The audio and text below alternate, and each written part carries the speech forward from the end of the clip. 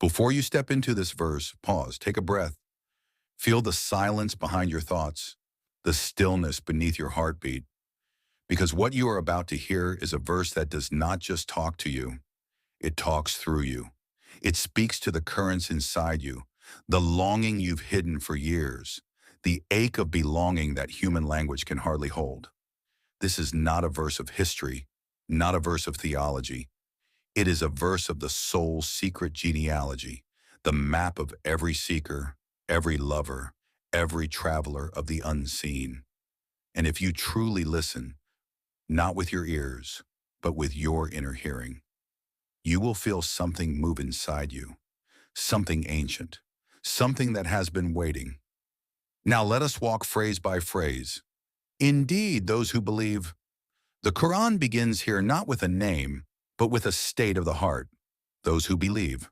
Not those who were born into a faith, not those who inherited rituals, but those whose hearts have tasted trust, whose inner world has whispered yes to something beyond the visible. In Sufi understanding, alladhina amanu means those who have allowed faith to descend into their bones, those who carry God not as an idea, but as an atmosphere. This phrase is not describing a group. It's describing a condition, a frequency, a spiritual climate inside the chest. Faith here is not dogma. It is the quiet trembling when the soul recognizes its origin. A believer in this verse is anyone whose heart has awakened, even if that awakening is still fragile, trembling, incomplete. And those who are Jews. On the outer level, and this refers to a community, but on the inner level, Sufis look beyond labels. Hadu comes from had, to return, to turn back, to repent. So the verse is also saying, those who return, those who come back to the real after wandering, those whose hearts perform tawbah even before their tongues do. It speaks to the seeker who slipped, fell, strayed, wandered through the deserts of ego, and still found the courage to turn back toward the light. Every human being plays this role at some point. Every soul becomes a Yahudi in the spiritual sense, not as identity, but as one who returns after getting lost. And the Christians? From the outer eye, this refers to another religious community, but from the inner eye, Nasara means to help, to support, to uplift. So the Sufi reading sees those who help the soul rise, those who aid the spirit against the heaviness of the world, those who support the birth of inner light. This is the station of the heart that becomes a helper to itself, to others, to the truth. To be Nasrani spiritually is to be a midwife of your own awakening, supporting the fragile birth of consciousness inside you. And the Sabians, a mysterious word, a very ancient group. But in the Sufi inward map, Sabiyin comes from Saba, to move, to incline, to drift, to emerge. It refers to those whose souls are in transition, the seekers who are not rooted in any formal path yet, the ones who feel a strange pull toward the unseen without knowing its name. These are the wanderers of the spiritual world, the restless ones, the ones who feel the wind of God before they understand its direction. This is the soul before it finds its language, the heart that knows it is searching but does not yet know for what. Whoever believes in God. Now the verse moves from naming groups to unveiling the true criterion. No labels, no tribes, no inherited identities, just one reality. Whoever believes in God. Not the God of argument, not the God of culture, not the God of fear, but the God your soul remembers. The God who is closer to you than your breath. The God your heart leans toward even before your mind understands why. This belief is not a belief of the tongue. It is a belief of the blood, a recognition, a remembering. And the last day. Sufis view the last day in two dimensions. One, the ultimate day of return, the meeting with the divine.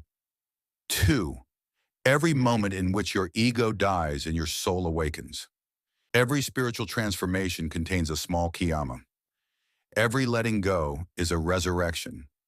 Every moment of deep awareness is a meeting with the real. To believe in the last day is to know this world is not the end. This moment is not the whole story. This breath is part of a longer journey. When you live with this awareness, your choices change, your heart softens, your soul feels urgency, and you begin to walk lightly as if the world is a bridge, not a home. And does righteous deeds, not grand deeds, not famous deeds, not deeds that people applaud. Salar means harmonious, balanced, aligned, whole. A deed is righteous when it is done sincerely, it heals rather than harms, it grows you inwardly, and it opens a window to God inside you. The Sufis say, a single act done with presence is greater than 1,000 done on autopilot. Thus, Amal Saleh is not about quantity. It is about quality, consciousness, and alignment with truth. Then for them is their reward with their Lord. This is one of the most tender promises in the Quran. Notice the wording, not with God, but with their Lord, meaning the reward is customized, tailored, intimate, perfectly suited to their unique soul and its journey. Your Lord knows what you crave, what you fear, what you lack, what you long for, what you secretly pray for, even when your lips are silent. This reward is not merely something given. It is something recognized deep within, like a soul coming home to a fragrance it remembers from before time. No fear shall be upon them. Fear is always about the future. What might happen? What might break? What might disappear? But when the soul reaches alignment with truth, the future dissolves into trust. This phrase whispers, the ones who live by truth walk into tomorrow unafraid, because they walk with God, not with imagination. Fear shrinks. Fear fades. Fear becomes a shadow instead of a master. This is not a reward. It is a natural consequence of spiritual awakening. Nor will they grieve. Grief is always about the past. What was lost, what slipped away, what could not be held. This final promise is the completion of inner freedom. No fear of the future, no grief over the past, only presence, only wholeness, only God. In this state, a human becomes light, pure, deep, and inwardly liberated. It is the station of the heart that has surrendered fully, not through force, but through love. Closing reflection. This verse is not merely a message to communities. It is the biography of your soul. You have been a believer, a returner, a helper, a wanderer, a seeker, a doubter, a knower, a forgetter, a rememberer. All of these states live inside you.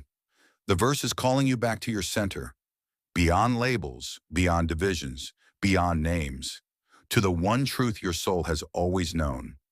Walk sincerely, seek authentically, act harmoniously, and your path, no matter where it begins, will lead you to Him.